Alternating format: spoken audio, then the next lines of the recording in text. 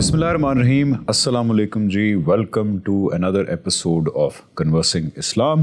میں آپ کا ہوسٹ حمزہ علی عباسی حاضر ہوں اور میرے ساتھ موجود ہیں ہمیشہ کی طرح جناب حسن الیاس صاحب. حسن بھائی بہت شکریہ آپ نے ہمیں جوائن کیا. بہت شکریہ جناب, حاضر ہوں. آج جی 5واں سیزن ہے, ماشاءاللہ 5 سال ہو چکے ہیں اس کو, اور we are very thankful to the response of the audience. آپ کی طرف سے بہت اچھا اور پازیٹیو فیڈ بیک آتا ہے, اور جو کرٹیسزم آتا ہے, جو کرٹیک آتی ہے, ہم اس کو بھی دیکھتے ہیں اور اس میں سے جو کنسٹرکٹیو کرٹیسزم ہے اس کو اکوموڈیٹ کرتے ہیں. آج کا ٹاپک جو ہے وہ بہت امپورٹنٹ ٹاپک ہے. اس کی وجہ یہ ہے کہ جس چیز کے بارے میں ہم بات کریں گے, اگر یہ کہا جائے کہ وہ ہمارے مذہب کی بنیاد ہے, فاؤنڈیشن ہے, تو یہ غلط نہیں ہوگا. آج ہم بات کریں گے توحید کی, اور ہم نے یہ فیصلہ کیا ہے کہ ہم ریپیٹڈلی اس کے بارے میں بات کریں گے. ہر کنورسنگ اسلام میں کم از کم ایک ایپیسوڈ ہم توحید کے کانسیپٹ کے اوپر رکھیں گے, کیونکہ بہرحال یہ ایک بڑا انفارچونیٹ فیکٹ ہے کہ شرکیہ عقائد بہت زیادہ پریویل کر گئے ہیں ہمارے دین اسلام کے اندر, خاص طور پہ جو ساؤتھ ایشیا کا علاقہ ہے اس کے اندر. اور یہ اب ایک جانی مانی سی بات ہے کہ کس طرح کے کس نسل کا شرک جو ہے ہمارے ہاں بہت پریولنٹ ہے. حسن بھائی بہت امپورٹنٹ ٹاپک ہے آج, اور میں آپ سے ٹو دا پوائنٹ آؤں گا. میں یہ پوچھنا چاہوں گا کہ جب ہم پہلے تو ہمیں یہ بتائیں کہ کیا کوئی گنجائش ہے, جب آپ قرآن کو دیکھتے ہیں, آپ صلی اللہ علیہ وسلم کی بالکل کلیئر کٹ 23 سال کی دعوت کو دیکھتے ہیں, تو کیا کہیں کوئی گنجائش اس بات کی نکلتی ہے کہ اللہ تعالیٰ کے علاوہ ہم یہ مانیں کہ اور ہستیوں کو بھی یہ اختیارات ہیں کہ وہ ہماری بات سن رہی ہیں, ان سے ہم دعائیں مانگیں, ان سے ہم اپنی حاجتیں پوری کرنے کی ایکسپیکٹیشن رکھیں؟ کیا کوئی کسی قسم کی گنجائش ہے؟ یہ دیکھیں, عام طور پہ شرک کے اس پورے تصور کو لوگ زیر بحث لے کر آتے ہیں قرآن مجید کی آیات یا مذہبی نصوص یا ایک دینیاتی مقدمے کے طور پر, کہ جیسے یہ کوئی ریلیجس آرگومنٹ ہے. جیسے ریلیجن کے اندر بہت ساری ریچولز ہیں, چیزیں ہیں, اللہ تعالیٰ کی ڈیمانڈز ہیں. بھی حج کرنا ہے آپ نے, مثال کے طور پہ ختنے کروانے ہیں, نکاح و طلاق کا قانون ہے. لوگ شرک کے معاملے کو اس طریقے سے پریزنٹ کرتے ہیں کہ جیسے مسلمان ہونے کے بعد دین کے کچھ تقاضے جو ایک بندہ مومن سے ہوتے ہیں, ان میں سے ایک تقاضا شرک نہ کرنے کا بھی ہے. مذہب اسلام یہ کہتا ہے کہ شرک کا کوئی تعلق مذہب سے نہیں ہے. یہ بات آپ کو بڑی حیران کن لگے گی کہ مذہب سے شرک کا کوئی تعلق نہیں ہے. اس کی ایک مثال میں آپ کو دیتا ہوں. قرآن مجید میں اللہ تعالیٰ نے کہا ہے کہ قیامت کے دن کچھ گروہ ہمارے سامنے آئیں گے, اور آنے کے بعد یہ عذر پیش کریں گے کہ ہم تک تو خدا کے پیغمبروں کی دعوت ہی نہیں پہنچی, کوئی ہم تو مذہب کو جانتے ہی نہیں تھے, لیکن اس کے باوجود وہ لوگ شرک کرتے تھے. تو اللہ تعالیٰ ان لوگوں کے بارے میں کیا فیصلہ ہے جو قرآن میں سنا رہے ہیں؟ وہ فیصلہ یہ سنا رہے ہیں کہ اگرچہ تم تک دین کی, مذہب کی, پیغمبروں کی, رسولوں کی, انبیاء کی, الہامی صحائف کی, کتب کی کسی کی دعوت نہیں پہنچی, تب بھی یہ عذر قابل مسموع نہیں ہے, سننے کے قابل اور لائق نہیں ہے کہ تم نے شرک کر دیا. اور اگر دعوت نہ پہنچنے کے باوجود تم شرک کرو گے تو میں تمہیں ابدی جہنم کا شہری بنا دوں گا, مستحق بنا دوں گا, اس میں ڈال دوں گا, آگ میں جلو گے تم. تو ذرا غور کریں اس دعوے کے اوپر. اس سے کیا چیز سامنے آتی ہے؟ اس سے جو چیز سامنے آتی ہے وہ یہ کہ پیغمبر یا قرآن یا الہامی صحائف یا پیغمبروں کی روایت یہ نہ بھی ہوں, قرآن یہ کہتا ہے تب بھی شرک گوارا نہیں کیا جا سکتا. اس کا مطلب کیا ہوا؟ اس کا مطلب یہ ہوا کہ شرک قرآن کی نظر میں ایک ایسی اخلاقی برائی ہے کہ جو میرے اور آپ اور خدا اور بندوں سب کے درمیان کچھ کامن پوائنٹ آف ریفرنس ہے جس پر کھڑی ہوئی ہے. وہ کامن پوائنٹ آف ریفرنس میں دین کہیں نہیں ہے. ابھی اس وقت دین نہیں ہو تب بھی شرک نہیں کر سکتے آپ. اللہ تعالیٰ کہتے ہیں تمہیں جہنم میں ڈال دوں گا. وجہ کیا ہے اس کی؟ وجہ یہ ہے کہ میں بطور انسان جب دنیا میں آتا ہوں, آنے کے بعد میں اپنے اندر غور کروں, اپنے جو داخل کے حاصلات ہیں, اپنی شخصیت, اپنا وجدان, اپنا شعور, اپنی اللہ تعالیٰ نے جو مجھے نفس یا بصیرت دی ہے, اس کو آپ کوئی بھی نام دے دیں, اس پر غور کروں یا خارج پر غور کروں. باہر ہمیں دنیا کے اندر آفاق نظر آتے ہیں, اسی طریقے سے یہ پورا کا پورا نظام, یہ کارہائے سلطنت, یہ کائنات, یہ بکڈڑیاں, یہ سب کچھ, تو یہ سب میرے سامنے ایک سوال پیدا کرتی ہیں, یار یہ سب مخلوق ہیں, میں بھی مخلوق ہوں اور وہ بھی مخلوق ہمیں نظر آتی ہیں. یہ میرا مشاہدہ ہے, یہ ایک واقعاتی حقیقت ہے. اس کو ماننے کے بعد پہلا سوال جو ذہن میں پیدا ہوتا ہے کہ اس کو بنانے والا کسی کو ہونا چاہیے ہے, ایک پلازیبل خدا یا خالق کا تصور. مجھ تک دین کی ہدایت نہیں پہنچی تو میں یہ کہتے ہوئے تو مر سکتا ہوں کہ کوئی خالق ہونا چاہیے ہے، کون ہے مجھے نہیں پتا، میں چلا گیا. لیکن اگر میں ہدایت نہ پہنچنے کے بعد یہ کہوں کہ کوئی خالق ہونا چاہیے ہے اور دو خالق ہیں، ویری انٹرسٹنگ، اور تین خالق ہیں، کوئی بنیاد ہماری اس کی بنیاد ہی نہیں ہے، نہ باہر بنیاد ہے، نہ باہر بنیاد ہے، ہے، نہ اندر بنیاد ہے. اس کے لیے ایک ہی کام ہو سکتا ہے. قرآن مجید یہ کہتا ہے انبیاء کی دعوت نہیں پہنچی تم تک، اس کے بعد اگر تم یہ کوئی دعویٰ کرتے ہو کہ ایک خدا ہے، دو اس کے ساجی ہیں، تین اس کے سبارڈینیٹ ہیں، چار اس کے کارپرداز ہیں، پانچویں کو اس نے یہ ذمہ داری دی ہوئی ہے، یہ تم نے جو دعویٰ کیا تو دعویٰ تو مذہب تو ہے نہیں، دعویٰ کیسے کیا بھائی؟ یہ خدا کے بارے میں دعویٰ ہے نا، تو خدا کے بارے میں دعویٰ تو خدا بتائے گا. تو خدا نے جب نہیں بتایا تو تمہارے پاس بیس کیا تھی جس پہ تم نے دعویٰ کر دیا؟ یہ وجہ ہے. آپ یہ دیکھیے اللہ تعالیٰ کہتے ہیں کہ تمہیں کیوں ابدی جہنم میں ڈالوں گا؟ اس وجہ سے ڈالوں گا کہ تم نے بغیر کسی دلیل کے ایک اتنی بڑی اخلاقی برائی کا ارتکاب کیا ہے جس کو تم اپنے بارے میں کبھی برداشت نہ کرو. آپ سوچیں ذرا، میرے اور آپ کے وجود کے بارے میں آج کوئی کھڑا ہو کر شخص کہے کہ یار یہ تو فلاں کی اولاد ہی نہیں ہے، آپ تصور کریں، بڑی عجیب بات. یہ میرے بارے میں کوئی اخلاقی تہمت میرے اوپر لگا دے تو میں سب سے پہلا مطالبہ کیا کرتا ہوں؟ آپ اس کو ثابت کریں، اس کا کوئی ٹینجیبل ثبوت لے کر آئیں. تو اللہ تعالیٰ یہ کہتے ہیں کہ شرک ایک ایسا پرابلم ہے کہ جس کے بارے میں جو کچھ کہنا ہے وہ میں نے کہنا ہے، اس لیے کہ میرے بارے میں دعویٰ کر رہے ہو نا، تو میری تو دعوت تم تک پہنچی نہیں، تو پھر تم نے شرک کا ارتکاب کیسے کر لیا؟ تو شرک انسان کر نہیں سکتا اس وقت تک جس وقت تک وہ اپنے تصور سے کوئی مذہب نہ بنائے. بالکل. اس میں اب ایک بہت امپورٹنٹ سوال آتا ہے، جو لوگ دیکھ رہے ہوں گے، جو اس مکتبہ خاص مکتبہ فکر سے تعلق رکھتے ہیں، جو یہ بات کرتا ہے، ان کے ذہن میں اس وقت یہی سوال آ رہا ہوگا کہ دیکھیں دنیا کے اندر جو بھی شرکیہ مذاہب ہیں، یہ ہماری غلط فہمی ہے کہ ان میں سے زیادہ تر مذہب یہ کہتے ہیں کہ جو خدا 5 ہیں یا خدا 3 ہیں. اگر آپ نوٹس کریں تو زیادہ تر شرکیہ مذہب یہی کہتے ہیں کہ خدا بہرحال ایک ہی ہے. ہندوازم میں بھی خدا سپریم ایک ہی ہے. مکہ کے بھی مشرکین اللہ کو مانتے تھے، کہتے تھے خدا ایک ہی ہے. البتہ اللہ تعالیٰ نے اپنی اتھارٹی آگے ڈیلیگیٹ کی ہوئی ہے فلاں فلاں فلاں شخصیت کو، کیونکہ وہ اللہ کے بڑی قریب ہستیاں ہیں. تو اس لیے اللہ تعالیٰ تو بہت سپیریئر ہے، یہ نیچے والی ہستیوں سے مانگیں گے تو یہ ہمارا کام کروا دیں گے. تمام جو مشرکانہ مذہب ہیں ان کی بنیادی طور پہ یہی عقیدہ ہے، چاہے وہ مکہ کے مشرکین ہو، ہندوازم ہو، یا پھر معذرت کے ساتھ جو ہم مسلمانوں کے اندر بھی غوث، کتب اور ابدال جیسی آئیڈیالوجیز ہیں، وہ یہی ہیں کہ اللہ تعالیٰ بہت سپیریئر ہے. یہ نیچے جو اللہ تعالیٰ کے قریب لوگ ہیں ان سے آپ مانگیں تو یہ آپ کا اللہ تعالیٰ سے کام کرا دیں گے. اس طرح کے عقائد کے حق کے اندر قرآن کی وہ آیات پیش کی جاتی ہیں جن کا دور دور تک یہ پیرنٹ معنی نہیں نکلتا. فار ایگزامپل وسیلے والی آیت ہے کہ اللہ کی طرف آنے کے لیے، اللہ کے قریب ہونے کے لیے وسیلہ ڈھونڈو. وہ جو وسیلے کا ورڈ ہے اس کو ٹرانسلیٹ کیا جاتا ہے کہ اس طرح کے لوگ ڈھونڈو جو اللہ کے قریب ہیں. تو اس بارے میں آپ کیا کہیں گے کہ یہ جو پرٹیکولر کانسیپٹ ہے جس کا شکار انڈیا کے بھی بہت سارے لوگ ہیں، پاکستان کے بھی بہت سارے لوگ ہیں، اسی لیے ہم دیکھتے ہیں کہ مسلمان ہونے کے باوجود، یہ والا قرآن پڑھنے کے باوجود، آپ صلی اللہ علیہ وسلم کی تعلیمات فالو کرنے کے باوجود، جب جھولیاں پھیلائے لوگ مزاروں کے اوپر اللہ تعالیٰ کو پکارنے کی بجائے یا غوث اعظم میری یہ حاجت پوری کر دو، حاجت روا غوث اعظم سے لے کے کس کس سے مانگ رہے ہوتے ہیں، تو بہت دکھ ہوتا ہے دیکھ کے. آپ کیا کہیں گے اس بات؟ جی یہ دیکھیے، جس وقت ہم کہتے ہیں نا کہ اللہ کو ماننے کے بعد ہر طبقہ فکر، ہر مذہب یہ ساری باتیں کر رہا ہوتا ہے کہ بھئی یہ تو خدا کے فرستادہ، منتخب کردہ، چنیدہ، اس کے اذن اور اس کی ہدایت کے مطابق مختلف سروسز پہ معمور کی گئی شخصیات ہیں. تو جس وقت ہم یہ کہتے ہیں نا کہ خدا کو مان کر ہم یہ شرک کر رہے ہوتے ہیں یا ان شخصیات کے توسل سے خدا تک پہنچ رہے ہوتے ہیں، تو خدا کو ماننے کا مطلب کیا ہے؟ کل ہم نے گفتگو کی تھی کہ ختم نبوت، تو ختم نبوت کہہ دینے سے ختم نبوت نہیں ہوتا. ختم نبوت کا لفظ دینے کے بعد 3 تقاضے تھے جو میں نے بتایا کہ پیغمبر سے وابستہ ہو جاتے ہیں.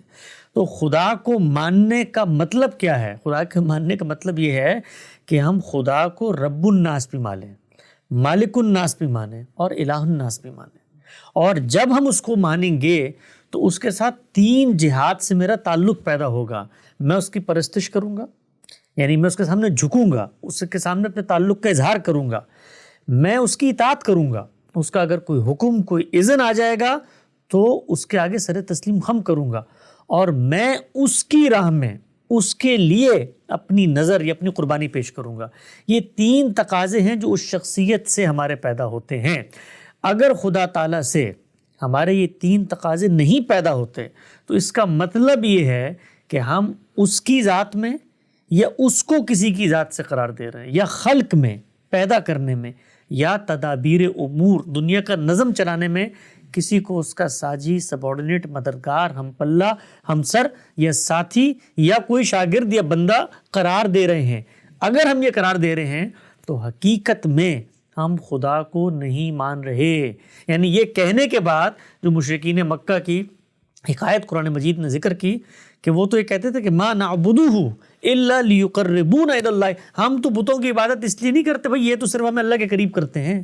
تو آپ اصل میں اللہ کے قریب نہیں ہو رہے۔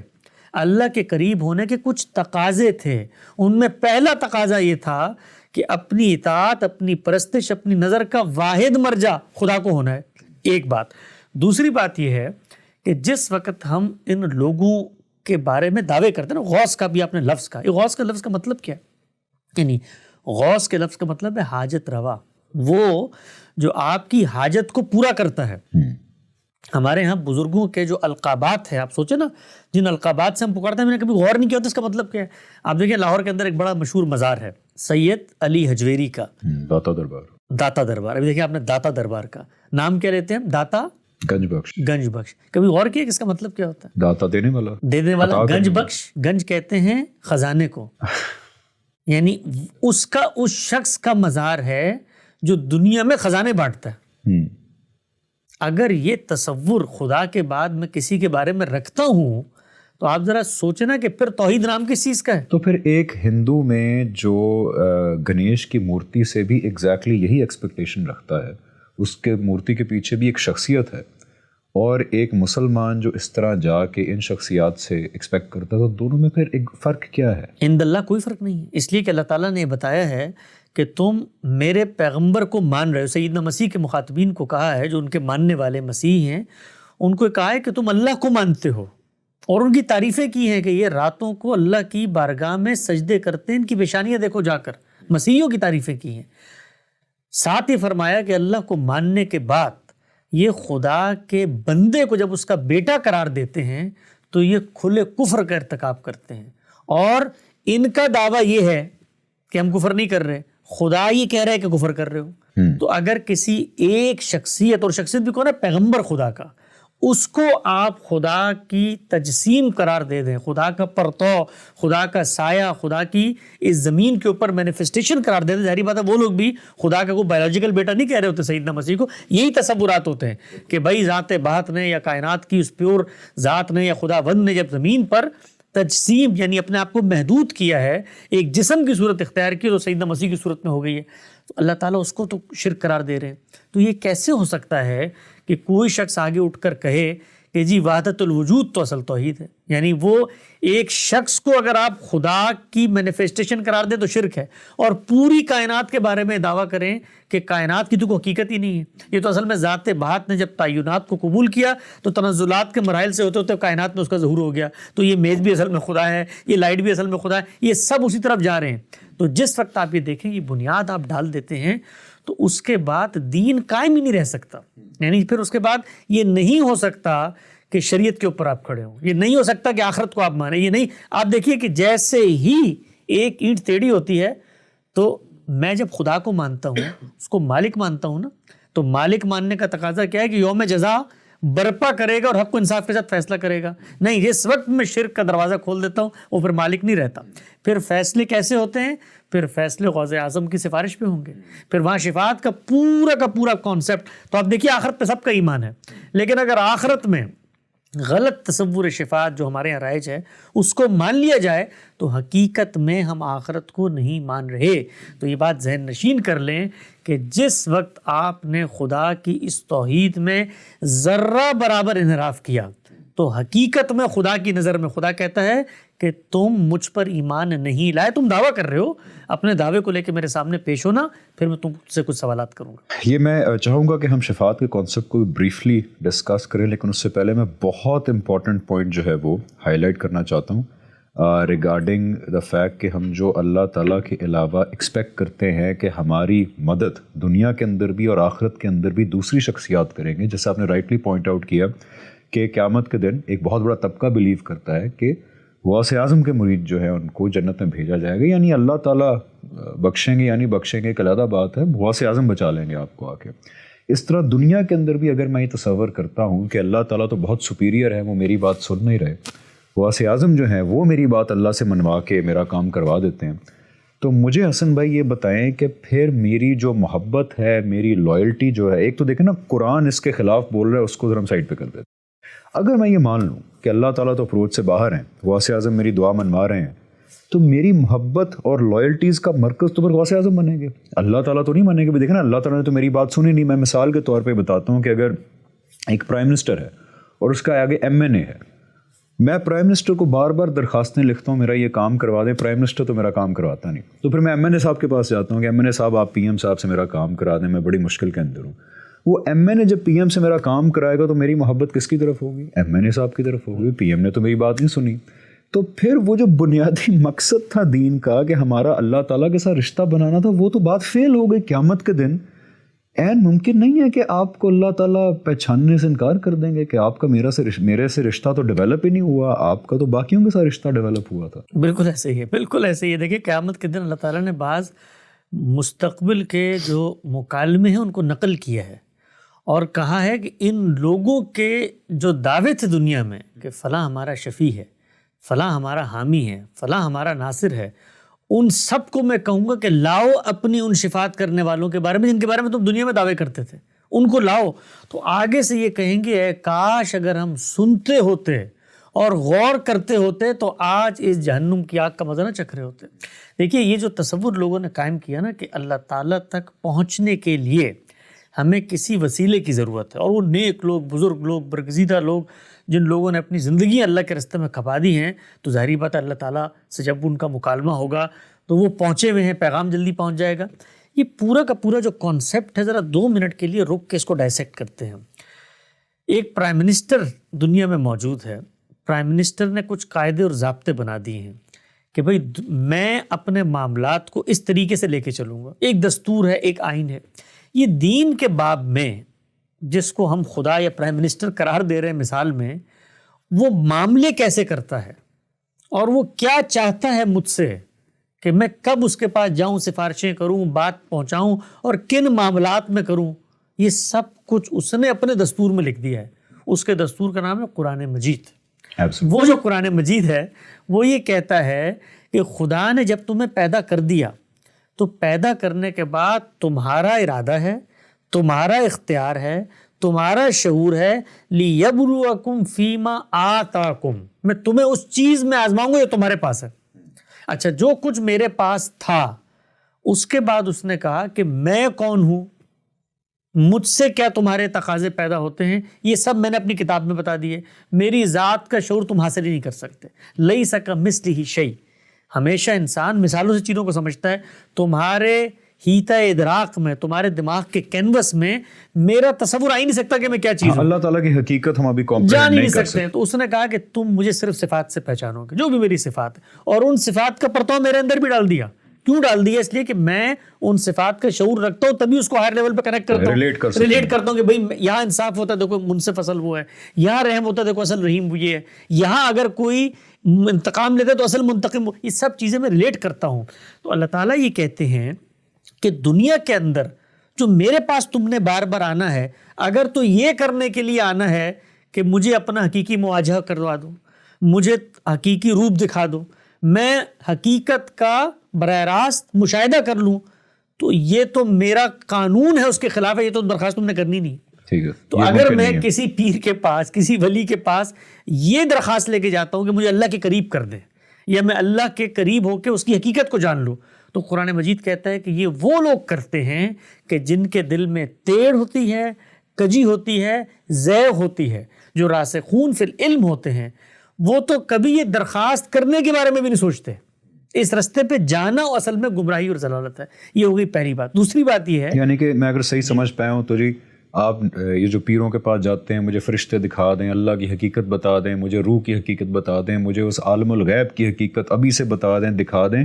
قرآن میں آتا ہے کہ یہ جو لوگ کرتے ہیں یہ ان کے دل میں ٹیڑھ ہے اور یہ غلط رویہ ہے، یہ دنیا کے اندر نہیں کرنا چاہیے، یہ ہو ہی نہیں سکتا۔ جس شخص نے یہ رویہ اپنایا، اللہ تعالیٰ کہتے ہیں کہ پھر شیطان اس کو بہکانا شروع کر دیتا ہے. اب دیکھیے قرآن مجید کے اندر اس لیے ایسے لوگوں کو سوری ایکسپیرینسز پر ہونا شروع ہو جاتے ہیں. وہ پھر جو شخصیات جو فوت ہو گئی ہیں ان کی روحیں دیکھنا شروع ہو جاتے ہیں, فرشتوں کے نظارے ہونا شروع ہو جاتے ہیں, ان کو پھر اللہ تعالیٰ بھی نظر آنا شروع ہو جاتے ہیں ایسے لوگ. بالکل. آپ دیکھیے قرآن مجید میں جس وقت پیغمبر صلی اللہ علیہ وسلم کے اوپر کفار نے, مشرکین مکہ نے بہتان ترازی کی, الزامات لگائے کہ یہ تو کاہن ہیں, ان کے پاس کوئی ایک جن ہے, ان کے پاس کوئی ایسا جادو ہے, سحر ہے جس کے ذریعے سے یہ باتیں لے کر اچک کر آ جاتے ہیں. تو قرآن مجید نے کہا کہ اس شخص کو جس نے تمہارے اندر اتنی عمر گزاری ہے, کبھی غیب پر حریص پایا کہ شیطان اس کو آ کر القاء کر دے؟ تو دو باتیں بتائیں. پہلی بات بتائی کہ غیب کا حرص یہ بندہ مومن میں نہیں ہو سکتا, اور دوسری بات یہ بتائی کہ جب غیب کا حرص ہوگا تو پھر شیطان ہی آ کر القاء کرے گا تمہیں. تو دیکھو ہمارے پیغمبر میں دونوں چیزیں نہیں تھی, تو اس کے بعد شیطان آئے گا کیسے؟ تو یہ بتا دیا کہ اللہ تعالیٰ نے تمہیں اس امتحان میں بھیجا ہے, اس امتحان میں اپنے علم کو پہچانو, اپنی حدود کو پہچانو, اور یہ جانو کہ تم نے کیا کرنا ہے. دوسری چیز جو میں عرض کر رہا تھا وہ یہ ہے کہ اللہ تعالیٰ اس دنیا میں معاملات کیسے کرتے ہیں اور میرا اس سے تعلق کیسے قائم ہوتا ہے, اس کو بھی انہوں نے متعین کر دیا ہے. وہ عبادات ہیں, وہ اللہ کے قرب کا ذریعہ بنتی ہیں. میں نے نماز پڑھنی ہے, میں نے روزہ رکھنا ہے, میں نے حج کرنا ہے, میں نے زکوٰۃ دینی ہے, حسن اخلاق سے پیش آنا ہے. رسالت مآب صلی اللہ علیہ وسلم کے پاس جب لوگ جاتے ہیں اور ان سے کہتے ہیں کہ جی ہمارے پڑوس میں 2 عورتیں ہیں, ایک پورا سال روزے رکھتی, خیرات اور لوگوں میں مال تقسیم کرتی ہے اور عبادات سے اٹھتی نہیں ہے, لیکن اخلاقیات میں بہت کمزور ہے, آپ نے کہا جہنم میں جائے گی. اور آ کر بتاتے ہیں کہ جی ایک عورت ہے, نماز بھی پڑھ لیتی ہے, کچھ تھوڑا بہت پنیر بھی لوگوں کو کھلا پلا دیتی ہے, لیکن اخلاقیات میں بہت اعلیٰ ہے. انہوں نے کہا جنت میں جائے گی. اللہ کے قرب کا حصول اس کے سب طریقے اللہ نے بتا دیے. تو مجھے غوث قطب ابدال کے پاس یا مجھے پیر یا کسی مربی کے پاس جا کر کرنا کیا ہے؟ اس کے بعد آخری بات اس باب میں یہ ہے کہ جس کے پاس میں جا رہا ہوں یہ حاضری کے پروٹوکول اس نے طے کرنے یا میں نے طے کرنے؟ اگر یہ اس نے طے کرنے ہیں تو اس کو بتانا چاہیے نا کہ نکلو میری کائنات میں. وہ تو کہتے ہیں کل سیرو فی الارض کیف کان عاقبۃ للمکذبین, جاؤ کائنات میں دیکھو میرا انکار کرنے والوں کا کیا انجام ہوا. اس کو تو مجھے کہنا چاہیے جاؤ کائنات میں دیکھو اور میرے چھپے ہوئے غوث قطب ابدالوں کو ڈھونڈو. ہاں, یہ کہیں قرآن میں ایسی بات ہے کہ میرے جو قریب لوگ ہیں ان کو ڈھونڈو, ان کی صحبت اختیار کرو, ان کے مرید ہو جاؤ. غوث قطب ابدال کا کوئی لفظ آپ صلی اللہ علیہ وسلم نے کبھی لیا ہو, قرآن میں موجود ہو, یہ ڈائریکٹیو دیا ہو کہ ان کو ڈھونڈو اور ان لوگوں کے تھرو میرے قریب آؤ, یہ تمہیں میرے قریب کریں گے. کہیں کسی طریقے سے اس کی گنجائش نکلتی ہے. قرآن مجید نے صرف ایک بات کی ہے, کونوا مع الصادقین, سچے لوگوں کی ہمراہی اختیار کرو, ان لوگوں کی صحبت میں بیٹھو جو سچ بولتے ہوں, صداقت پر کھڑے ہوں. صداقت پر کھڑے ہونے کا کیا مطلب ہے؟ اگر میں خدا کے بارے میں کوئی دعویٰ کر رہا ہوں تو مجھے سچائی کا تقاضا یہ ہے کہ اس کی کتاب سے نکال کے دکھانا ہے. تو آپ مجھے بتائیے کہ اس کی کتاب کو الحمد سے والناس تک پڑھ جائیں, کسی ایک جگہ بھی یہ شائبہ قرآن پیدا کرتا ہے کہ یہ عام لوگوں کی توحید میں بیان کر رہا ہوں. اور اس کے بعد ایک درجات ہے خاص الخواص کے, جہاں پر خدا کی ذات سے براہ راست اتصال ہوگا, اور یہ نقشبندیہ اور یہ چشتیہ اور یہ قادریہ یہ سلاسل ہیں, اور ان کے اندر تم نے جانا ہے اور پھر بیعت کرنی ہے, اور پھر فنا فی الشیخ ہونا ہے, پھر فنا فی الرسول ہونا ہے, پھر فنا فی اللہ ہونا ہے, پھر سلوک کی منازل طے ہوں گی اور عالم بالا میں تمہیں مشاہدات ہونے شروع ہو جائیں گے, پھر تم قائم الزمان بن جاؤ گے اور یوں کائنات کے انان تمہارے ہاتھ میں دے دیں گے, پھر بارش تم سے پوچھ کے ہوگی, پھر لوگوں کو رزق تم سے پوچھ کے دیا جائے گا. یہ جو ہمارے یہاں تصورات بنتے ہیں, ان تصورات میں دعویٰ تو یہ ہوتا ہے کہ خدا کے اذن سے ہو رہا ہے, وہ خدا بھی کچھ نہیں کر سکتا ان غوث قطب ابدال سے پوچھے بغیر. ان کی کتابوں میں جا کے ذرا پڑھیں نا آپ, یعنی وہاں پر وہ پیرلل خدائی بن جاتی ہے اور دعویٰ یہ کیا جا رہا ہوتا ہے. اور اس سب میں جو سب سے بڑی چیز کمپرومائز ہوتی ہے, آپ کو پتہ ہے وہ کیا ہے؟ وہ رسالت مآب صلی اللہ علیہ وسلم کی ذات اور عقیدہ ختم نبوت ہے. اس کو جب پھر صوفیاء کے سامنے پیش کیا جاتا ہے تو وہ پتہ کیا کہتے ہیں؟ وہ کہتے ہیں کہ جب تم مجھے یہ باتیں بتاتے ہو نا کہ ختم نبوت ہو گیا ہے, کسارا ظہری, میری کمر ٹوٹ جاتی ہے. یہ ہماری تاریخ کے ایک بہت بڑے صوفی کا جملہ ہے جو بول رہا ہوں. وہ کہتے ہیں کسارا ظہری, میری کمر ٹوٹ جاتی ہے جب تم میرے سامنے یہ بات کرتے ہو. یعنی میں نہیں پہنچ سکتا اس مرتبے تک, میں اس مقام تک نہیں پہنچ سکتا. تو پھر وہ اس مقام تک پہنچتے ہیں, جب پہنچتے ہیں تو پھر پیغمبروں کو آنکھیں دکھاتے ہیں اور کیا کہتے ہیں؟ اے گروہ انبیاء یا معاشر الانبیاء. ایک بہت بڑی بزرگ ہستی کا جملہ پڑھ رہا ہوں آپ کے سامنے, شیخ عبد القادر جیلانی کا جملہ, ابن عربی نے نقل کی اپنی کتاب میں کہ اے گروہ انبیاء, ہمیں جو کچھ دیا گیا ہے وہ تمہیں نہیں دیا گیا. سوچے ذرا, تو معاملہ وہاں تک رکتا ہی نہیں ہے بھائی. تمہیں تو صرف نبی کا ٹائٹل دیا گیا ہے, تمہیں صرف ہمیں تو نبی وہ کا کچھ ٹائٹل دیا دیا گیا گیا ہے جو تم سوچ بھی نہیں سکتے. تم سوچ بھی نہیں سکتے. وہ کہتے ہیں موسیٰ تشریعی نبی تھے لیکن ساتھ ایک خضر بھی تھے جو غیر تشریعی نبی تھے, اور علم میں خضر تو باہر کے آگے تھے. ذرا سوچیں آپ. اور ہم لوگ کس جگہ پر کھڑے ہوئے ہیں؟ ہم اس دوسری جگہ پہ کھڑے ہوئے ہیں. تو یہاں سے نبوت جاتی ہے, رسالت جاتی ہے, آخرت جاتی ہے. آخرت جو ہے مطلب آپ سوچیں کہ میرے لیے دنیا میں جینے کی مہمیز کیا ہے, وہ آخرت کا تصور ہے یار. یہ سب ناہمواریاں, یہ سب کا سب ظلم جو اس دنیا میں ہو رہا ہے, میں کیوں صبر کرتا ہوں؟ اس لیے کہ آخرت ہونی ہے. ٹھیک ہے, اگر آخرت میں بھی فیصلے اس طریقے سے ہونے ہیں تو پھر تصور آخرت کہاں گیا؟ تو آخرت جاتی ہے. پھر شریعت جاتی. شریعت نے آپ کو حدود میں رکھا ہے. جب آپ ان سلاسل پہ جاتے ہیں تو پھر آپ قسط اور اعتدال پہ نہیں رہتے. پھر آپ کے زہد اور تقوی اور ورع اور للہیت کی وہ نمونے پیدا ہوتے ہیں جس سے انبیاء کی تہذیب بالکل غیر واقف ہے, جن سے صحابہ کرام کی جماعت بالکل غیر مانوس ہے. یعنی پھر آپ فقر اختیار کریں گے, پھر آپ دھنی رمائیں گے, پھر آپ جنگلوں میں جائیں گے, اور پھر اس کے بعد آپ اپنے لحاظ سے اللہ کے قریب ہونے کے لیے ایک ایک کھجور کے اوپر آ جائیں گے. کپڑے آپ کے ختم ہو جائیں گے, جیب میں آپ کے مال نہیں ہوگا, دنیا پھر مچھر کا پر اور دھوکے کا گھر لگے گی. تو یہ سارے تصورات بھئی قرآن مجید نے تو مال کو خیر قرار دیا. وہ کہتا ہے دنیا میں یہ تو میں نے پیدا ہی اپنے ماننے والوں کے لیے کیا ہے. یہ زینتیں جو ہیں, یہ زینتیں, اور یہ ان کے عوض ان کفار اور غیر مسلموں کو مل جاتی ہیں. مسلمانوں یہ بنا میرے لیے. یعنی کہ یہ عقائد are contradictory to what Quran is saying. پورا کا پورا جو تصور ہے اصل میں ایک سیڑھی آپ گئے نہیں, دین آپ کے ہاتھ سے سرکہ نہیں. سیکنڈ لاسٹ سوال میں آپ سے کرنا چاہوں گا. یہ تو چھوٹا سا تبصرہ ہے, وہ یہ ہے کہ قرآن کریم کے اندر اتنی آیات ہیں جو آپ کو کوئی اسکالر ہونے کی ضرورت نہیں ہے وہ آیات کو سمجھنے کے لیے, جس کے اندر اللہ تعالیٰ نے ریپیٹڈلی یہ بات کی ہے کہ ان کے اور انسان کے درمیان کوئی تیسرا شخص نہیں ہے. اللہ تعالیٰ کہہ رہے ہیں کہ میں لوگوں کی شرک سے بھی زیادہ قریب ہوں. اللہ تعالیٰ کہتے ہیں کہ جب مجھے کوئی بدحال پکارتا ہے تو میں اس کی پکار سنتا ہوں, اس کا جواب دیتا ہوں. اللہ تعالیٰ نے ایک اور آیت میں یہ کہا ہے کہ یا رسول صلی اللہ علیہ وسلم, میرے وہ بندے جنہوں نے اپنے آپ پہ ظلم کر لیا ان کو بتاؤ کہ جب وہ مجھے پکارتے ہیں تو میں ان کی پکار سنتا ہوں اور میں ان کے قریب ہوں. تو اللہ تعالیٰ نے اتنی جگہ قرآن میں کلیئر کیا ہے کہ وہ ہمیں ڈائریکٹلی سن رہے ہیں, ہمیں ڈائریکٹلی دیکھ رہے ہیں, ہمیں کسی بھی غوث, کتب اور ابدال سے زیادہ محبت کرتے ہیں, ہماری اپنی ماں سے بھی زیادہ محبت کرتے ہیں. کوئی کسر نہیں چھوڑی قرآن کے اندر یہ بتانے میں کہ وہ ہمارے سے ڈائریکٹلی ان ٹچ ہیں. اس کے باوجود اگر مجھے ضرورت محسوس ہو کہ میں کوئی تھرڈ مین کو اپنے اور اللہ کے بیچ میں لاؤں اور میں اس کو اپنی محبتوں کا اور لائلٹیز کا محور و مرکز بنا لوں, اپنے آپ کو کئی دفعہ یہ دھوکہ دے کے کہ جی میں تو اللہ تعالیٰ کے لیے کر رہا ہوں, حالانکہ ہم جانے انجانے میں ہمارے جو رب ہے وہ انسان, وہ مرشد اور وہ بابا ہی ہمارا رب بن جاتا ہے. ہماری ساری محبتیں اسی کی طرف جا رہی ہوتی ہیں اور اللہ تعالیٰ جو ہے وہ کہیں پس پشت رہ جاتے ہیں. تو اگر قرآن کے ہوتے ہوئے ہم اس طرح کی چیزیں کرتے گئے اور فوت ہو گئے, قیامت کے دن اٹھے, تو عین ممکن ہے کہ اللہ تعالیٰ اس دن ہمیں پہچاننے سے انکار کر دیں اور کہیں جس طرح تم دنیا میں اجنبی تھے میرے لیے, آج قیامت کے دن بھی تم اجنبی ہو میرے لیے. تو بہت لمحہ فکریہ ہے, ہمیں اس دھوکے میں نہیں ڈلنا چاہیے. ڈائریکٹ ریلیشن شپ اللہ تعالیٰ سے قائم کرنا چاہیے, اللہ تعالیٰ کو اپنی محبتوں کا, اپنی عقیدتوں کا مرکز بنانا چاہیے, کسی اور کو نہیں. باقی سب کی طرف محبت بھی اللہ تعالیٰ کی وجہ سے ہے. یعنی آپ صلی اللہ علیہ وسلم سے بھی جو ہم محبت کرتے ہیں وہ اس لیے کرتے ہیں کہ اللہ تعالیٰ نے آپ کو مبعوث کیا اور اپنا نبی اور رسول بنایا. حسن بھائی, تھوڑی سی میں چاہوں گا کہ ہم انٹرسیشن کے کانسیپٹ کے بارے میں آخر میں بات کر لیں, کیونکہ جو میں ایک عام آدمی کے طور پہ سمجھ پایا ہوں وہ یہ کہ پاپولر کانسیپٹ یہ ہے کہ اللہ تعالیٰ آپ کو جہنم میں بھیج رہے ہوں گے اور آ کے حضور اکرم صلی اللہ علیہ وسلم آپ کو بچا لیں گے, یا غوث اعظم آپ کو بچا لیں گے, یا حضرت علی آ کے آپ کو بچا لیں گے.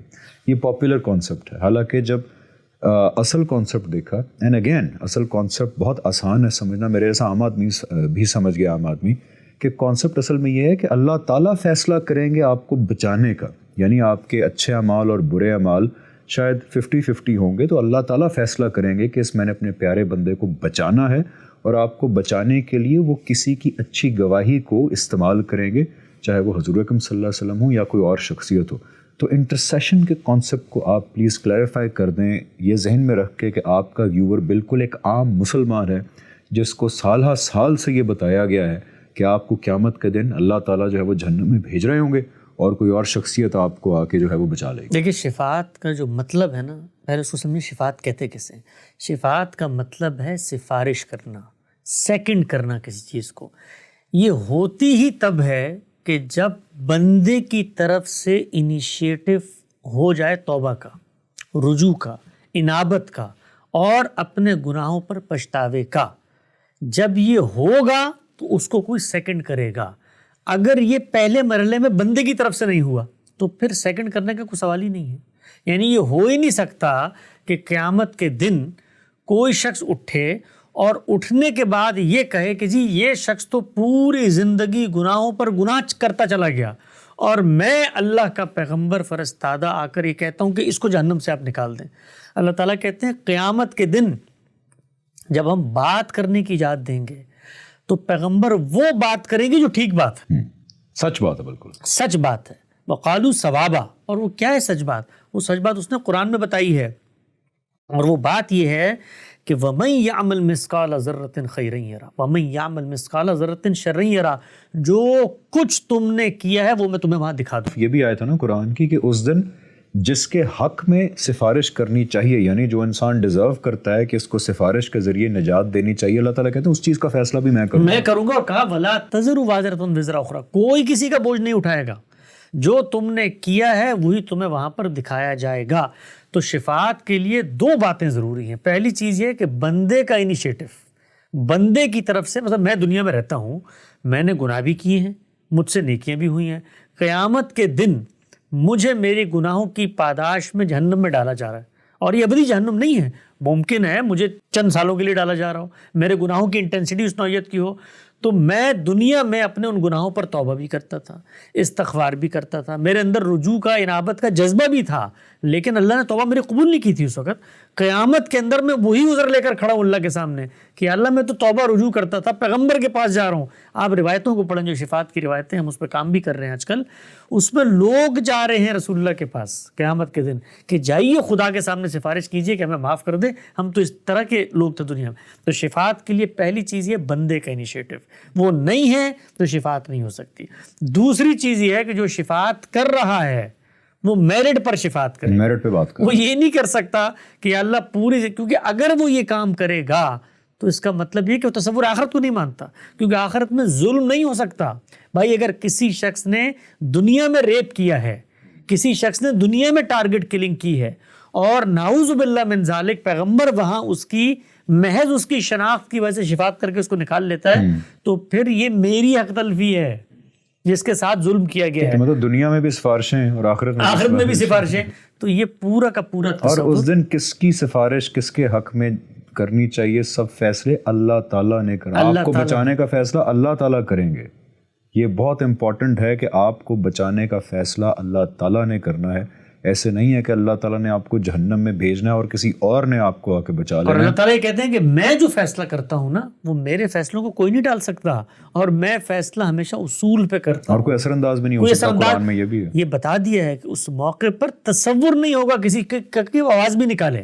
جب کوئی آواز نکالے گا تو وہ وہی بات کرے گا جو میرے قاعدے کے مطابق ہے، اور وہاں پر بھی کیا ہوگا، پیغمبر سیکنڈ کرے گا۔ دنیا میں کہا ہے اللہ تعالیٰ نے کہ تم جب گناہ کرتے ہو رسول اللہ صلی اللہ علیہ وسلم کی موجودگی میں تو استغفار کرو، اور پیغمبر کو بھی جا کر کہو کہ تمہارے لیے دعا کریں۔ تو دنیا میں بھی ہم یہ چیز کر رہے ہوتے ہیں، آخرت میں بھی بالکل اسی اصول کے اوپر معاملہ ہو۔ بالکل۔ ایک چھوٹا سا آخری کوشچن حسن بھائی، کیا یہ سارے پرابلمز اس لیے تو نہیں ہے، توحید جیسے کانسیپٹ کے بارے میں بھی امت جو ہے اتنے زیادہ عجیب عجیب بلیفز کا شکار ہے، توحید جیسا سمپل کانسیپٹ، کیا یہ اس وجہ سے تو نہیں، root cause of all of this, کہ ہم نے جو قرآن ہے اس کو کہیں پس پش ڈال دیا ہے؟ ہمارے بہت سے سیگمنٹس میں اور فرقوں میں یہ بات مشہور ہے کہ جی قرآن تو بس ایک انٹروڈکٹری سی کتاب ہے، قرآن سے پوری گائیڈنس تو نہیں مل سکتی، اور بہت سی کتابیں ہیں، ایک سمندر ہے کتابوں کا۔ تو کیا سارے فساد کی جڑ یہ تو نہیں کہ ہم نے قرآن کو فار گرانٹیڈ لے لیا ہے، بیک سیٹ پہ ڈال دیا ہے، اور قرآن کی جو بہت اپیرنٹ ٹیچنگز ہیں، بالکل ایبسلوٹلی بلیک اور وائٹ کلیئر ٹیچنگز ہیں، ان کو ماننے کی بجائے ہم قرآن میں وہ معنی تلاش کرنے کی کوشش کرتے ہیں، عجیب قسم کی مینٹل جمناسٹکس کر کے جو اپیرنٹلی وہ معنی نہیں ہے ان کا؟ تو کیا یہ روٹ کاز تو نہیں ہے پرابلم؟ دیکھیے، اللہ تعالیٰ نے انسان کو جس طریقے سے بنایا ہے وہ ہمیشہ محسوس کے ساتھ، یعنی وہ چیز جو آپ کے سامنے فزیکلی ایگزسٹ کرتی ہے اس کے ساتھ اپنے تعلق کو زیادہ مضبوط محسوس کرتا ہے. مثلا مجھے ایک چیز نظر آ رہی ہے نا، تو وہ میری مشاہداتی حقیقت بن گئی ہے. خدا کبھی بھی میرے سامنے اس طرح نمودار نہیں ہوا، اس کا ظہور میرے سامنے نہیں ہوا. تو اب اس سے تعلق کے اظہار کے لیے میری شخصیت یہ ارج رکھتی ہے کہ کسی طریقے سے کوئی ایسی فزیکل مینیفیسٹیشن ہو جس کے ساتھ جڑ کر، جس کے ہاتھ پر ہاتھ رکھ کر میں اپنے لیے یہ چیز باعث تسکین محسوس کروں کہ گویا خدا سے میرا اتصال ہو گیا، خدا سے میرا قرب ہو گیا. اب یہ دیکھیں بت پرستی کیوں ہوتی ہے؟ یہ جو بت بنائے جاتے ہیں، کہا ہی جاتا ہے کہ یہ بت اصل میں خدا ہی کے دنیا میں مقرر کردہ مقرب لوگوں کی نشانی ہے اور ہر وقت ہمارے سامنے موجود ہے. تو جب سامنے موجود ہے تو مشاہدے کے ذریعے تسکین ہو رہی ہے مستقل. اللہ تعالیٰ یہ کہتے ہیں کہ یہ جو تسکین تم چاہتے ہو کہ خدا کو تم دیکھ لو، یہ خدا کا کوئی ظاہرہ تمہارے سامنے آ جائے، اس کے لیے جو کام ہم نے کیا ہے وہ جو تم بندوں سے حاصل کرنا چاہتے ہو وہ کائنات سے حاصل کرو. خدا تمہیں ذرے ذرے میں نظر آئے گا. ان آفاق پر غور کرو، ان انفس پہ غور کرو، ان نشانیوں پہ غور کرو. انبیاء کے ساتھ خدا کی جو سنتوں کا ظہور ہوا اس پر غور کرو. اللہ تعالیٰ نے جو کتاب نازل کی ہے اس کے معارف کو جانو. تمہیں ہر جگہ خدا نظر آئے گا، لیکن تم وہاں نہیں جاتے. ہم قرآن مجید کس لیے پڑھنے جاتے ہیں؟ ثواب کی غرض سے. ہمیں پتہ ہی نہیں اس کا مفہوم مدعا کیا ہے. پیغمبر صلی اللہ علیہ وسلم کے ساتھ خدا کی دینونت کا یا خدا کی مائیت کا زمین پر جو عملی ظہور ہوا ہے اتمام حجت کے بعد عذاب کی صورت میں، اور مسلمانوں کو اللہ نے فتح دے کر دنیا کا حاکم بنا دیا، اتنی بڑی گواہی زمین پر موجود ہے، لیکن ہمارے لیے وہ گواہی نہیں بنتی، اس لیے کہ ہم نے ان چیزوں پر غور نہیں کیا. تو یہ بات یاد رکھیں کہ اللہ تعالیٰ اس دنیا میں علم کا امتحان بھی لیتے ہیں آپ کا. تو یہ علم کا امتحان ہے کہ اتنی نشانیاں ارد گرد رکھ دی ہیں لیکن انسان کو نظر ہی نہیں آ رہی، اور جو چیز نظر آ رہی ہے وہ اس کی خود تخلیق کردہ ہے، اور اپنی تخلیق کردہ چیز کو وہ خدا کے اذن اور خدا کے دین سے جوڑ دیتا ہے. تو خلاصہ یہی ہے جو آپ نے بات فرمائی کہ اگر ہم قرآن مجید کو پڑھیں تو قرآن مجید تو ہمیں ایک اضطراب میں ڈالنے کے لیے ہے، جھنجھوڑنے کے لیے ہے کہ لمحہ لمحہ تم فکر کرو کہ تم موت کے دہانے پر کھڑے ہوئے ہو اور آخرت کے اندر جواب دہی کا احساس تمہارے اندر پیدا ہو. وہاں پر ایک بڑا میدان سجنے والا ہے. تو اگر میرے اندر یہ اضطراب ہوگا تو میں تو اپنے اوپر غور کروں گا نا، میں اچھے اعمال کروں گا، میں خدا کی عبادات. لیکن دین کی مینیفیسٹیشن یہ نہیں رہی. دین کی مینیفیسٹیشن کیا ہے؟ حقیقت کا حصول، خدا کے تصور کو اپنے اندر اتار لیں. یہ کام تو انسان کر ہی نہیں سکتا. تو جب غلط رستے پہ جاتے ہیں تو پھر غلط ٹولز آپ اپنانا شروع کر دیتے ہیں. تھینک یو سو مچ حسن بھائی. اور ہم کوشش کریں گے کہ ہر کنورسنگ اسلام میں ایک ایپیسوڈ جو ہے ڈیڈیکیٹ کریں توحید کے اوپر، بیکاز قرآن جو ہے بالکل کلیئر ہے اپنی ٹیچنگ کے اندر. تمام انبیاء، آپ صلی اللہ علیہ وسلم آخری رسول ہیں، آخری نبی ہیں، وہ بھی اس مقصد کے لیے آئے کہ آپ کا رشتہ اللہ تعالیٰ سے ڈائریکٹلی جوڑا جائے. اللہ تعالیٰ کوئی ایسے حکمران نہیں ہیں جو ہماری پہنچ سے دور ہیں اور ہمیں نیچے مڈل مین کی ضرورت ہے. اللہ تعالیٰ نے قرآن میں بار بار ہمیں احساس دلایا کہ ہم سے سب سے زیادہ محبت کرنے والی اللہ کی ذات ہے. ہماری ماں سے پہلے ہماری ماں اللہ کی ذات ہے، ہمارے باپ سے پہلے ہمارے باپ اللہ ہیں، ہمارے بیسٹ فرینڈ اللہ تعالیٰ ہیں. ہمارا بنانے والا اصل کریٹر جس نے ماں کی کوکھ کے اندر آنے سے پہلے ہمیں تخلیق کیا وہ اللہ تعالیٰ ہے. اللہ تعالیٰ قرآن میں کہتے ہیں کہ میں تمہیں تمہاری ماں کے کوکھ کے اندر آنے سے پہلے کا جانتا ہوں. اتنے قریبی رشتے کو محسوس کریں. اللہ تعالیٰ کو اپنی تمام تر محبت کا، لائلٹیز کا، ڈیووشن کا اور ورشپ کا مرکز بنائیں، کسی اور کو مت بنائیں.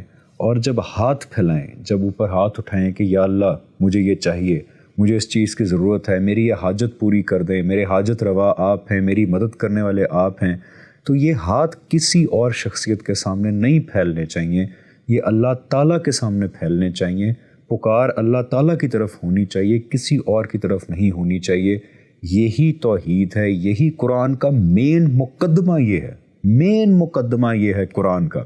اور قیامت کے دن بھی یاد رکھیں، آپ نے جنت میں جانا ہے، آپ نے دوزخ میں جانا ہے، آپ کے ساتھ کیا ہونا ہے، کیا آپ کے حق میں کسی کی سفارش لینی ہے نہیں لینی، سارے فیصلے، سارے کے سارے فیصلے صرف اللہ تعالیٰ نے کرنے ہیں آپ کے بارے میں.